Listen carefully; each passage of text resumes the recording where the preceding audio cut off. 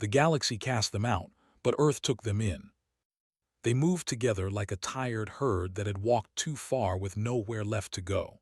Inside the nearest human station, Jack Morris leaned over a glass screen and frowned. He had been on duty for 9 hours. Most days were quiet. Cargo ships passed. Miners argued about lanes. This was different. The sensors showed life signs in every ship, too many for pirates, too weak for an invasion. Jack tapped his console and called the control room. Unknown fleet at edge range. They are broadcasting a request signal. It's old code but clear. She worked as a civilian advisor, someone who asked hard questions when time allowed. She stepped forward. What does the signal say? They say they are cast out. If they cross the line, we push them back. And they are asking, not threatening. We are reviewing. Some said it was a trick. Some said it was destiny. Others said it was none of Earth's business. In a council room in New York, screens showed the same image Jack watched, a cluster of tired ships floating like lost things in the dark. Governor Ellen Price leaned forward in her chair. They look broken. The alien signal shifted tone. It slowed like someone choosing words with care. Jack translated the basics. They say they will wait. They say they understand fear. They say they will not cross without welcome. They sound like people who have been refused many times. Audio only, no video. We do not come to take, we come to survive. We were part of trade, we were part of learning, then we were told we no longer fit. It sounded too familiar. Alan frowned. You expect us to believe the galaxy threw you out for thinking too much. They told others we were dangerous. The fleet would be allowed to approach a moon base, not Earth itself. They would be watched, scanned, limited, but they would not be turned away. When the message was sent, the alien ships changed course at once. Engines flared weakly. Some ships lagged, pushed by others. The formation tightened like a group holding hands. Jack watched them come closer. They're careful. She had waited her whole career for something like this. Still, her hands shook as she adjusted her headset. Remember, she told herself softly, they're just people who look different. Lights flickered. When the door opened, 3 figures stepped forward.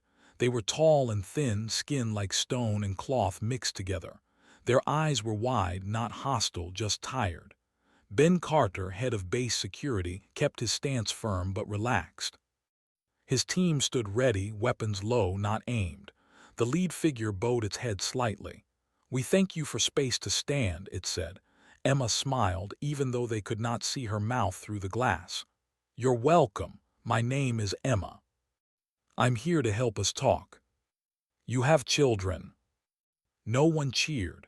No one shouted. It felt like a hospital more than a victory. Back on Earth, protests began in some cities. People held signs that said protect our world. Others held signs that said welcome home, even though the visitors were not human. Lisa watched the feeds from her office.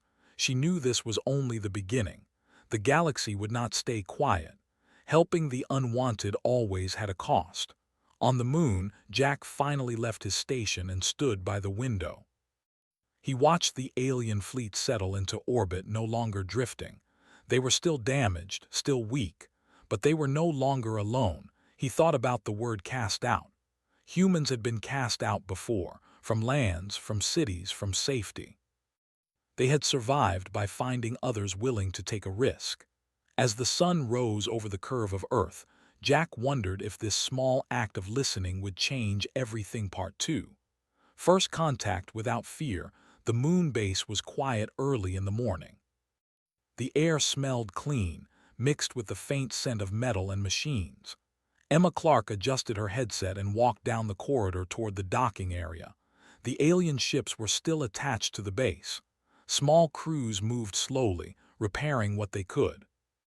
Every movement seemed careful, almost polite. Emma's heart beat fast.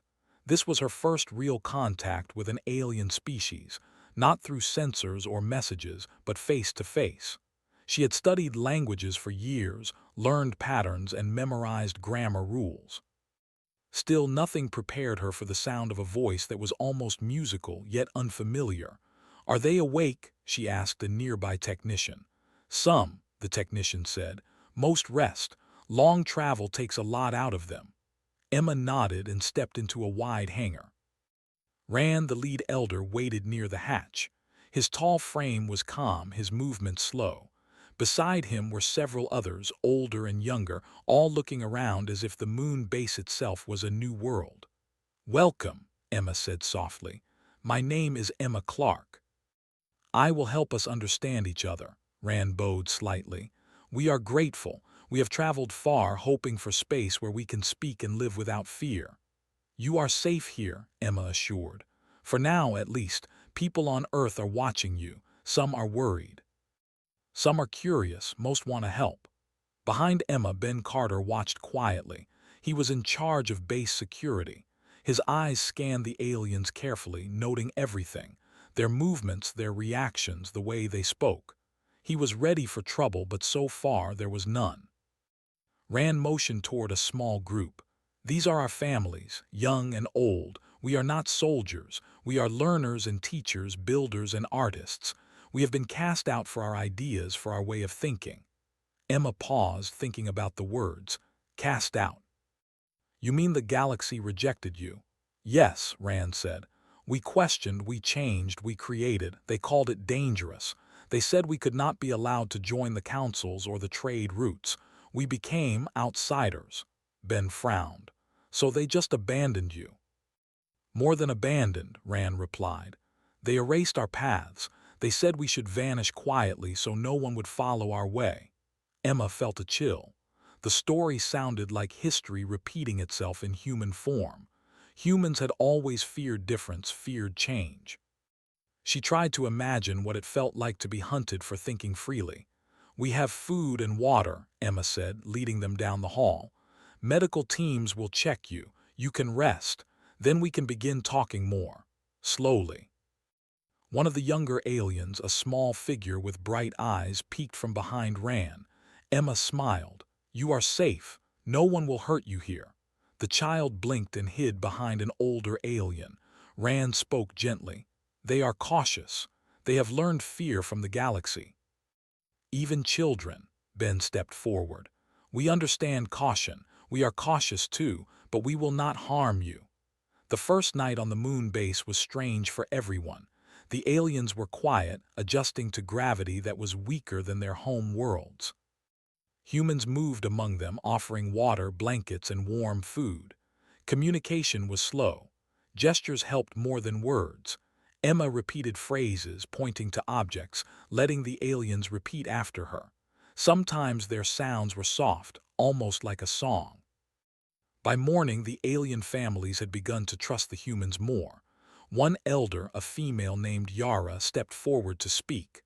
"We want to share knowledge. We do not wish to hide. We want to learn about your world and you about ours." Emma nodded. "That is what first contact should be: sharing, learning, understanding." Ben looked at her with surprise. "You make it sound easy." Emma smiled. "It is not. It takes patience. It takes listening more than talking." As the days passed, the aliens showed small parts of their culture. They drew symbols in the dirt, sang soft songs, and built simple machines with quiet efficiency. Emma and other scientists watched in awe. Much of what they made was simple but clever, using materials humans had ignored. The designs could improve life on Earth, they realized, but in ways humans had not thought of. One evening, Lisa Grant arrived at the base.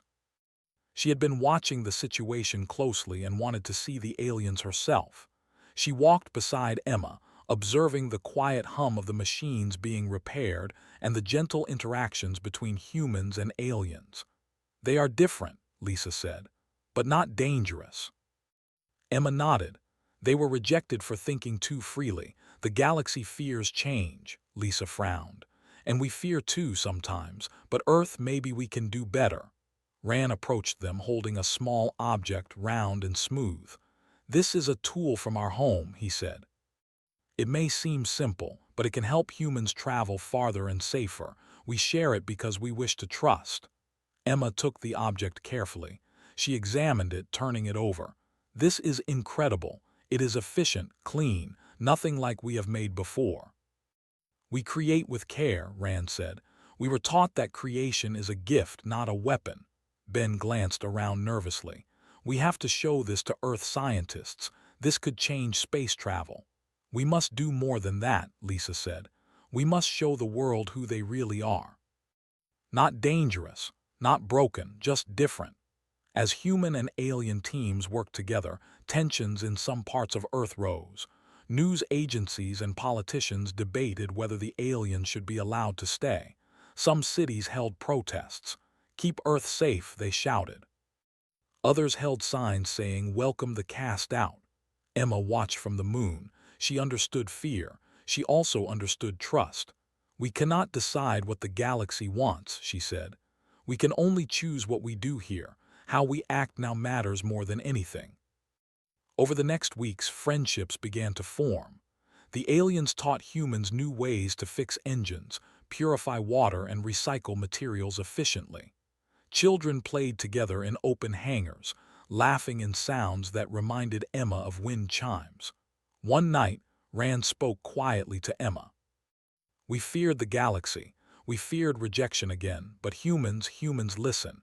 Humans see. Perhaps here we can belong, Emma smiled. You belong here. If we choose to keep listening, you will find more than shelter. You will find allies. But not all humans were ready. Some military officers worried about spies. Some politicians feared economic sanctions from other galactic powers. Lisa Grant reminded everyone, we are stronger when we act with kindness, not fear. The galaxy may try to push us, but today, we show that we can choose differently. As the moon's surface reflected the distant sun, Emma looked at the alien families resting in their temporary quarters. The quiet hum of machines, the soft chatter of humans and aliens, the promise of learning from each other filled the air. For the first time in a long while, the cast-out felt welcome. And humans felt the first spark of something larger, a chance to prove that compassion could be stronger than fear. Part 3. The price of kindness. Earth was not quiet. The news of the cast-out aliens had spread fast, faster than any official report could contain. In city squares, people argued, debated, and protested. Some said the aliens could be spies, saboteurs, or worse. Others said they were victims, innocent travelers seeking help. Everywhere, the question lingered. Should Earth open its doors to outsiders who had been rejected by the galaxy? In Washington, Senator Kevin Ford paced his office. He had received dozens of calls and messages from other galactic powers warning him about Earth's actions. Their tone was polite but firm. Return the aliens or face consequences. They say Earth will suffer, he muttered, shaking his head. Trade bans, sanctions, threats of force. His assistant, Clara Young, looked worried. They are not wrong. Keeping the aliens could hurt our economy, our trade routes. Other planets could close their doors. I know that, Kevin said, stopping by the window. But we also promise safety. We can't turn away those in need just because others demand it. Meanwhile, at the moon base, the aliens worked alongside human scientists. Their machines were simple, clever, and cooperative. Unlike human designs that often used power and speed, these machines relied on teamwork, balance, and harmony. Emma Clark marveled at the designs. Every system, from water recycling to energy collection, was built to last, to work with others, and to need less maintenance. Look at this, Emma said to Clara Young, who had come to inspect the alien work. They have designed a power grid that can survive almost any failure. It shares energy between nodes automatically. It's genius. Clara studied the plans carefully. This could change how we build in space. It's safer, cleaner, even faster than our designs if we work with it correctly. Ben Carter, head of base security, entered with a report. The aliens are sharing everything they can. No tricks, no hidden technology. They want trust. Emma nodded. They want trust, yes, and we should give it. But the galaxy won't wait for us to decide. On Earth, public opinion was split. Some people cheered the kindness of humans who gave a home to the cast-out. Others worried. Every day, news channels showed images of alien families walking in moon corridors, humans helping them, scientists and engineers talking together. Some saw hope, some saw danger. Lisa Grant observed the situation from her office. She understood the risks better than most. Earth could be punished, trade routes could be closed, even military action could be demanded. Yet she believed in what they were doing. "We can't let fear rule our decisions," she told herself. "These people or beings need us. Kindness has a price, yes, but so does silence." One afternoon, a delegation of alien engineers approached Emma and Clara. They carried a set of small devices, rounded and smooth with no visible wiring. "This is a mapping device," Rand said, pointing to one. "It works with the mind, not screens. It shows paths, dangers, and resources. It does not harm, it guides." Emma turned it over in her hands. She had never seen anything like it. "You created this for travel." "Yes," Rand said. "We could not trust the galaxy to let us travel freely, so we built tools to survive, to move together safely." Clara's eyes lit up. "This could help human ships too. Exploration, rescue missions, even colonization." Ben, who had been watching quietly, frowned. "Other humans will see this as a threat, a device that shows paths, unknown routes. Some will call it weaponized." Emma shook her head. "It's not a weapon, it's trust, it's survival." As days passed, humans and aliens began to communicate more easily. Children played together, adults worked side by side. The aliens taught humans new ways to purify water, stabilize energy grids, and repair engines efficiently. Humans shared food, stories, and laughter. But outside the moon base, the galaxy watched. Several planets sent messages, requesting Earth to return the aliens immediately. Warnings were harsh. "Earth is overstepping. Your actions will have consequences." Governor Ellen Price held a meeting with Senator Ford, Lisa Grant, and several military leaders. "We cannot ignore the galaxy," she said. "They threaten sanctions, trade loss may be worse." Kevin Ford leaned back. "We also cannot ignore what is right. These beings did nothing wrong. The galaxy cast them out. We cannot simply hand them over." Lisa nodded. "The cost is high, yes, but humanity is stronger when it chooses kindness over fear. If we act now, we show the galaxy that morals matter, not only power." A message arrived from the aliens themselves. It was simple and calm. "We do not ask Earth to fight for us," Rand wrote. "We only ask for shelter and understanding. Your choice to act with compassion makes you different from others we have known. We trust you." Emma read the message aloud to the council. "They trust us. They believe we can make a better choice than the galaxy did." Ben frowned. "We may need to defend that trust. If the galaxy moves against us, we have to be ready." Emma sighed. "Preparedness is wise. But trust grows when fear is absent, not when weapons are raised." Outside, on the moon's gray surface, the alien families watched the Earth rise over the horizon. It glimmered like a blue jewel. Children pointed at it, asking questions, learning words from human guides. The elders spoke softly about hope, about new beginnings. For the first time in a long time, they felt safe. Inside the base, discussions continued. Economic analysts warned of trade losses. Military officers prepared contingency plans. Politicians debated endlessly. Yet among scientists and civilians, a quiet hope took root. Emma and Clara worked with alien engineers, learning new systems and designs. Every day they discovered something new, machines that fixed themselves, tools that required less energy, and ways to travel farther with smaller ships. "We should show the world," Clara said one day, holding a small energy collector. "These inventions, the ideas they bring, they could improve lives everywhere, not just for Earth, but for everyone." Emma nodded. "Yes, but carefully. The galaxy is watching.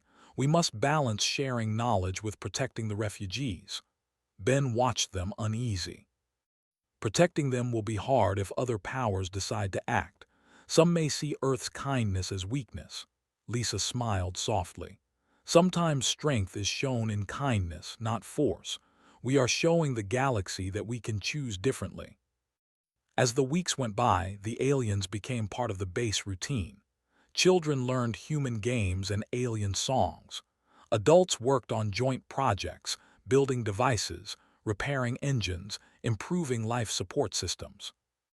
Even the medical teams learned new techniques for healing and efficiency. One evening, Jack Morris arrived at the moon base. He had watched the events from orbit, coordinating communications. He walked among the aliens and humans quietly. "They are amazing," he said to Emma. "So peaceful, so clever, and yet so different," Emma nodded. "Different, yes, but not dangerous. They were cast out for thinking freely, for asking questions, for changing things. Isn't that what humans do too?" Jack paused, looking at the children playing together. "Sometimes, yes, but not all humans would understand. Some fear change," Emma smiled, "and some embrace it. We are learning from them. They are teaching us to be better." Rand approached Jack, holding a simple mechanical device. "This is a tool for travel," he said. "We share it because we trust you. If your people use it wisely, you can reach places you never imagined." Jack turned the device over. It was simple yet elegant. "Thank you," he said quietly. "We will try to use it well." The next morning, news came from Earth. Several planets had formally requested the aliens return. Threats of trade restrictions were repeated, yet public support on Earth had grown. Images of humans and aliens working together had gone viral. Millions of people called for kindness, for protection of those who had no place to go. Governor Ellen Price spoke to the media. "Earth will not abandon the cast-out.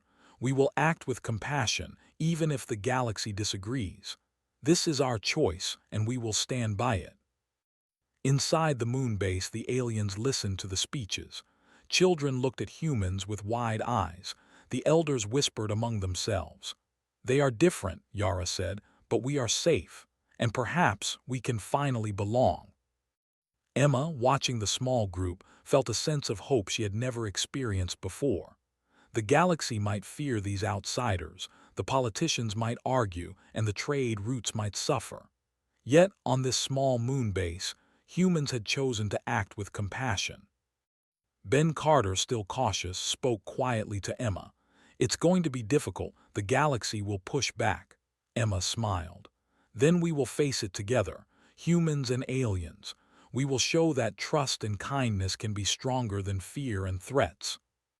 As the moon's surface reflected sunlight across the gray dust, the base hummed with quiet energy.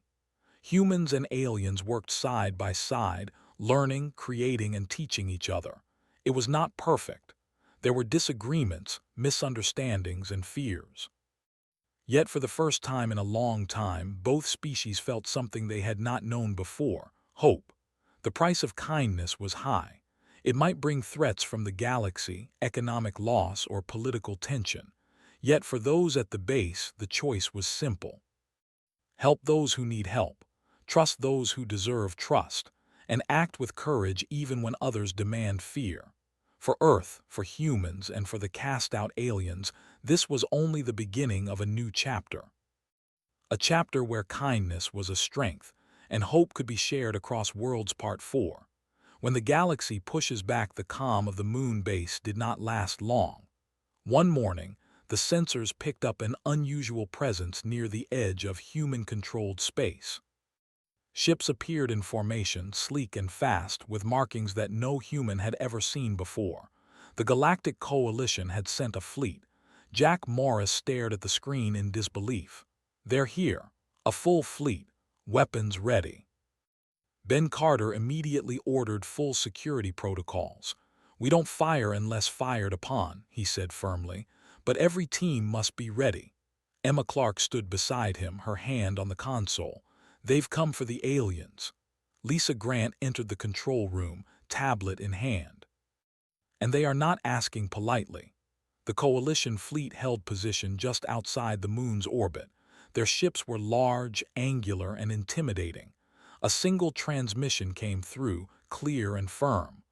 "Earth must surrender the cast-out immediately," the voice said. "They belong to the galaxy. Refusal will be considered aggression." Alan Brooks, commander of human space traffic, clenched his fists. "We've done nothing wrong. They asked for help. We gave it. And now we are threatened." Lisa nodded. "Yes, the galaxy fears change. They fear freedom. They fear what these aliens represent." Jack swallowed. "We can't fight them. They outnumber us, outgun us." Emma spoke quietly, almost to herself. "Maybe we don't have to fight." Ben frowned. "What do you mean, if they attack, we fight?" Emma looked at him steadily. "We don't start a war, we show the truth instead. Let everyone see what's really happening." Alan raised an eyebrow. "And you think that will stop them?" "It might," Emma said. "Or it might buy time, but at least we are acting with honesty, not fear." The coalition sent another message, more demanding this time. "Hand over the aliens within 24 hours. Refusal will be met with force." Lisa rubbed her forehead. "They want to bully us into obedience. They expect fear, but Earth doesn't work that way." Emma and her team prepared to broadcast the situation across open channels. They sent footage of aliens and humans working together, of children playing, of scientists and engineers exchanging ideas. They explained the story of exile, of being cast out for thinking freely, for refusing to obey orders that made no sense. As the broadcast went live, millions of humans watched. People across the world shared the images. Newspapers and channels repeated the story, humans sheltering those rejected by the galaxy. Messages of support poured in. "Protect them," people said. "Welcome the cast-out." The coalition fleet paused, scanning communications, seeing that not all humans feared them. Doubts began to spread among some alien crews.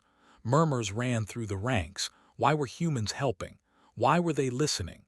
Some officers questioned the orders they had been given. Back on the moon base, Rand spoke with elders and families. "The galaxy sends force," he said softly, "but humans do not act with fear, they act with choice." Yara, one of the elders, nodded. "We must hope their choice is stronger than our enemies' weapons." Ben watched the coalition ships warily. "We still need to be ready if they attack. They won't wait forever." Emma shook her head. "Preparation is good, but we start with truth. Weapons only come next if forced." Lisa stood with the Council on Earth. "We cannot hide what we are doing. The galaxy will see our actions, our choices, and our courage. The more honest we are, the less they can lie about us." In the following hours, tensions rose. Coalition scouts moved closer. Humans responded by strengthening shields and defenses, but no one fired. The moon base became a place of quiet determination. Aliens and humans worked side by side, repairing ships, preparing supplies, and sharing what they had learned. Emma led lessons in communication. She taught humans to understand alien patterns, and the aliens began to understand human gestures and phrases. Slowly, a network of trust formed. Children played together under watchful eyes, while adults focused on technology and survival. One evening, Jack walked outside the base to look at the fleet. Their lights shimmered like a storm frozen in space. He felt the weight of the situation. "If they attack," he whispered to himself, "we could lose everything. And yet we can't back down." Rand approached him. "We feared the galaxy," he said softly. "We were told we are dangerous, yet humans protect us. We never imagined such choice existed." Jack nodded. "Humans are complicated. We fear many things, but we also hope for better." Back on Earth, the media coverage stirred global support. Demonstrations, speeches, and social campaigns pressed the government to maintain the sanctuary. The galaxy's threats became public knowledge. Humanity learned for the first time that courage could unite them across borders and nations. Lisa watched reports from her office. "People understand," she said. "They see the aliens as family, not threat. The coalition will find it harder to justify their aggression. Emma returned to the moon base with new plans.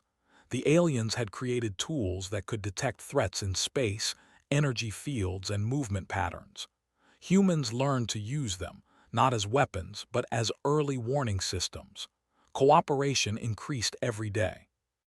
Ben approached Emma quietly. "They are testing us," he said, "waiting for fear, but so far no one has panicked." Emma smiled. "Exactly. We are showing them that fear is not the only way to act." As the days passed, small shifts happened within the coalition fleet. Officers began to question their orders. Some whispered to each other about the possibility of choice, about the humans who refused to obey threats.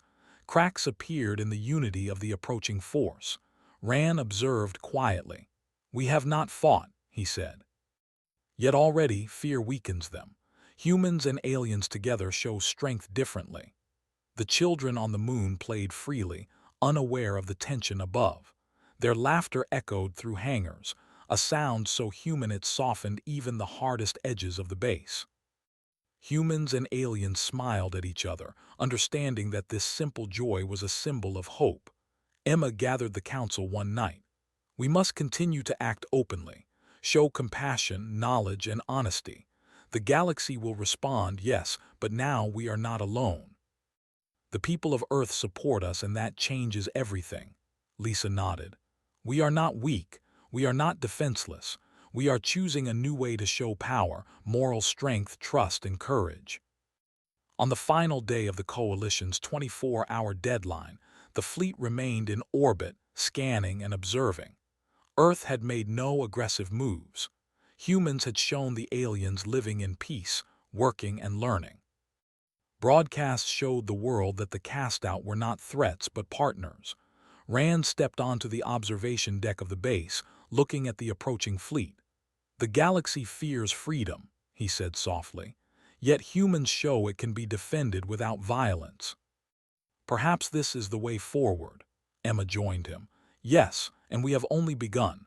The galaxy may push back again, but today we have shown that kindness and courage can be stronger than fear." In orbit, the coalition fleet shifted slightly. Communications buzzed and some ships began to pull back. Dissent had spread. Officers questioned the purpose of the mission. Humans had not fought, humans had not yielded, and humans had not surrendered the cast-out. Ben allowed himself a small smile. "They don't know what to do," Emma nodded. "They know now that Earth is different, and they know we act with choice, not fear." Back on Earth, the public rejoiced quietly. Newspapers reported the tension without sensationalism. People understood the meaning. Humans had stood for something bigger than power, bigger than fear, bigger than the threats of the galaxy. Rand returned to the families. "We may be safe for now," he said, "but we must continue to learn, to teach, and to trust. Humans have shown us a new path." Yara, standing beside him, looked out at the rising sun over the gray moon. "And perhaps the galaxy will learn too. Choice matters, kindness matters, courage matters." Emma, watching the scene, felt the first real spark of hope for humanity and the aliens alike. "We are stronger than we thought. Together, we can face anything." As the coalition fleet moved slowly away, still wary but uncertain, the moon base remained calm, alive with work, laughter, and learning. Humans and aliens had survived the first test, not with weapons, but with honesty, trust, and courage. And as Earth watched from below, the message was clear. The galaxy could push, threaten, and demand. But humans, when acting with compassion and choice, would not surrender what was right. For the first time, the cast-out felt the strength of a world willing to protect them. And humans felt the power of acting with their hearts, not their fears. The stage was set for a new chapter, one where the lines between worlds and species blurred, and where courage was measured not in firepower, but in trust and understanding. The galaxy had pushed back, but Earth had stood firm. And in that firmness, a new alliance was born, a promise that the unwanted could find safety, and that humans could become a force for hope among the stars. Part 5. A new place in the stars, the coalition fleet had withdrawn, but the tension lingered in the air. Earth remained vigilant, yet calm. Humans and aliens continued their work on the moon base, building, repairing, and learning from each other. The quiet hum of machinery and soft laughter of children filled the corridors, a stark contrast to the threatening fleet that had hovered so close just days before. Emma Clark walked along the observation deck, looking out at the vast blackness of space. The stars seemed sharper now, brighter, more alive. She watched the alien ships as they moved slowly in orbit, small repair crews working on damaged hulls. For the first time, she felt a sense of accomplishment, not just for herself, but for everyone who had helped the cast-out. "They are adjusting well," she said quietly. Jack Morris, standing beside her, nodded. "Yes, they are learning to trust humans, and we are learning from them." Emma smiled. "It's more than learning, it's understanding. We are seeing what cooperation can really do." Across the base, Ben Carter coordinated security, ensuring that all human and alien personnel were safe. His eyes were alert, but his posture was less tense than before.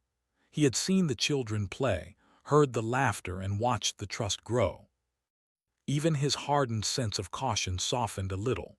"Humans and aliens together," he muttered. "It works better than I imagined." Ran and Yara walked through the central hall, speaking quietly with small groups of humans and aliens. Rand's tall frame seemed calmer now, less burdened by fear. He had witnessed the courage and honesty of humans firsthand, and he knew that this was a turning point. "Our journey is not over," Rand said softly to Yara. "But perhaps, for the first time, we have a real home." Yara nodded. "And humans have shown us the meaning of choice. They did not surrender to fear. They protected us because they wanted to do what is right." Meanwhile, on Earth, leaders and citizens debated the next steps. Some argued that the aliens should be sent to colonies closer to human worlds, away from the potential reach of the galaxy. Others suggested integrating them more fully, allowing them to live openly among humans. Public opinion was strong. Most people supported the aliens and wanted to protect them. Senator Kevin Ford addressed a council meeting. "The galaxy may still test us, but we have shown that Earth can act with morality, not just force. Now we must decide how to help them settle safely and how to maintain our values without compromising security."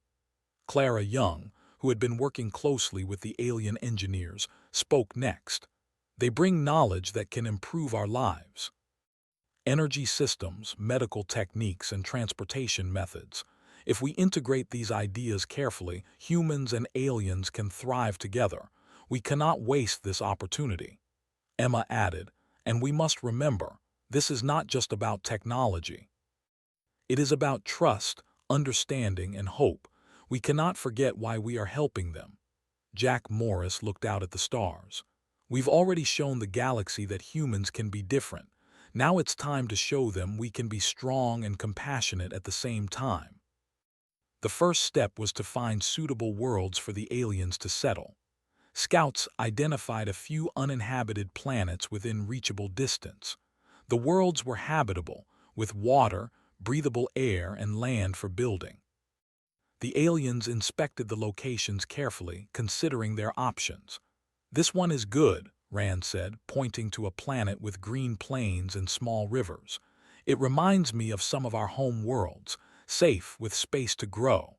Yara added, "Children will learn here. Adults will work. This can be our new beginning." Emma and Clara began planning the logistics. Transport ships were repaired using alien designs. Life support systems were upgraded, and simple communities were designed for settlement. The humans worked alongside the aliens, sharing knowledge and resources. Every decision was made together, with input from both species. "We are building more than homes," Clara said. "We are building trust and a future." The aliens' children ran through the corridors, laughing, playing games that combined human and alien rules. The sound echoed through the base, a reminder of what they were protecting: life, joy, and hope. Ben Carter watched them quietly. "They are small," he said, "but what they represent is bigger than any weapon. They remind us why we fight to protect them, not with guns, but with courage and understanding." As preparations continued, the coalition from the galaxy sent messages again, though more cautiously this time. Their tone was less aggressive. "We see that Earth acts differently," one message read. "You may keep them for now, but do not challenge the galaxy again." Emma read the message aloud. "They are acknowledging our choices. Our actions have made them hesitate." Lisa Grant nodded. "And that hesitation is a chance to show that morality, courage, and compassion matter in the galaxy." Finally, the day came for the first group of aliens to leave the moon base for their new home. Transport ships were loaded carefully, with families, supplies, and tools. Humans helped with every step, offering guidance, encouragement, and support. Rand spoke to the assembled crowd. "We leave with gratitude. Earth has given us what we never thought we would have again: trust, safety, and hope. We will not forget this gift." Emma stepped forward. "And we will not forget you. Together, we have proven that kindness can be a strength. The galaxy may try to test us again, but we will act with courage." Jack Morris saluted the departing ships. "Safe travels," he said. "May your new home be everything you dreamed of." As the transports lifted off, the humans watched them rise into space, small lights moving toward the distant planets that awaited them. The journey would be long, but the destination promised safety and growth. Back on the moon base, work continued. More aliens arrived, more communities were built, and the lessons of cooperation spread. Humans and aliens alike began to see the future not as a series of threats, but as a shared path forward. Emma and Rand often walked together, discussing technology, culture, and philosophy. "We have learned so much," Rand said, "and yet there is still more to understand." Emma nodded. "And that is the best part. Every day, every step, we grow together. Humans, aliens, everyone learning to trust and act with courage." Lisa Grant addressed the council again. "We have proven that Earth can be a moral power. The galaxy may not agree yet, but they have seen a different path, one that values freedom, trust, and compassion." Senator Kevin Ford added, "And we will continue to defend these values." The cast-out aliens are no longer alone, and humans are no longer just watchers. We are protectors of what is right. As the first settlements were completed on new worlds, the aliens began to build homes, schools, and workshops. They used their knowledge to create self-sustaining communities, while humans provided guidance and support. The bond between the species grew stronger with every passing day. Ran and Yara watched the children play on the new planets, laughing and learning together. "We have found a place," Rand said, "a true home where we belong." Yara smiled. "And humans have found something too, the strength to act with courage, even when others demand fear." Emma looked at the horizon of the alien world where humans and aliens worked side by side. "This is what the galaxy should see," she said. "Not weapons, not fear, but cooperation, hope, and courage." Ben Carter, observing from a nearby hill, said quietly, "They may test us again. The galaxy may push, but now we know our strength. And it is not in guns or ships, but in trust and choice." As years passed, humans and aliens continued to grow together. Settlements flourished, technologies improved, and communities thrived.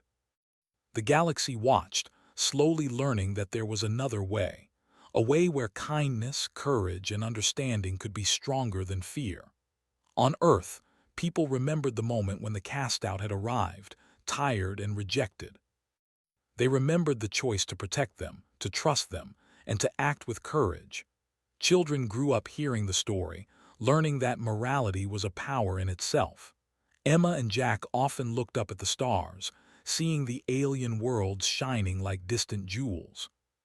"We have made a difference," Jack said quietly. Emma smiled. "And this is only the beginning. The galaxy may still challenge us, but now we know what we can do when we act with our hearts." Rand returned to the new settlements, teaching, guiding, and helping. "We were cast out," he said to a group of children. "But now we are found because Earth chose to protect us. Remember this, kindness is strength and courage is choice." Yara added, "Never forget that your home is not just a place, but a place where you are safe, valued, and free." And so, the galaxy changed slowly. The coalition had been forced to step back. Humans had proven that morality, courage, and trust could influence even the strongest powers. The cast-out aliens had found a home, and humanity had found a new role: protector, teacher, and moral power among the stars. The story of the cast-out and their new home spread through the galaxy, a message of hope for others who were rejected or lost. Earth became known as a place where the unwanted could be safe, where courage and kindness were more powerful than fear and threats. In the quiet moments on Earth, on the Moon, and on the new alien worlds, people and aliens alike looked up at the stars, knowing that the galaxy had changed. And that together, they had taken the first true steps toward a future where all beings, no matter where they came from, could find trust, hope, and a place to belong. The galaxy had cast them out, but Earth had taken them in. And in that simple act, the universe would never be the same again.